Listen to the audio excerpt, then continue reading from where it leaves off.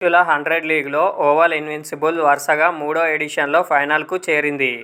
గత 2 ఎడిషన్లో ఫైనల్కు చేరడమే కాకుండా టైటిల్ను కూడా ఎగరేసుకుపోయిన ఇన్విన్సిబుల్ వరుసగా మూడో టైటిల్పై గురిపెట్టింది.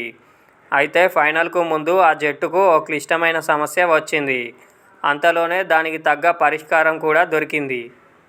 ఈ సీజన్లో ఇన్విన్సిబుల్ను ఫైనల్కు చేర్చడంలో కీలక పాత్ర పోషించిన ఆఫ్ఘనిస్తాన్ స్టార్ స్పిన్నర్ రషీద్ ఖాన్ ఫైనల్కు ముందు జాతీయ విధుల కారణంగా జట్టును వీడాడు.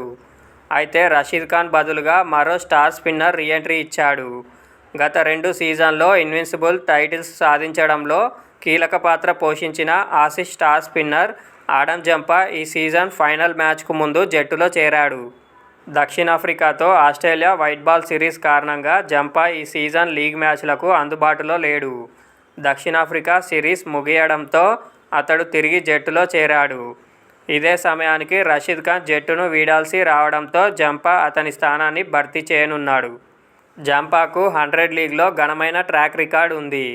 ఈ లీగ్లో అతను 16 మ్యాచ్ల్లో 12.86 సగటున 7.21 ఎకానమీతో 29 వికెట్లు తీశాడు.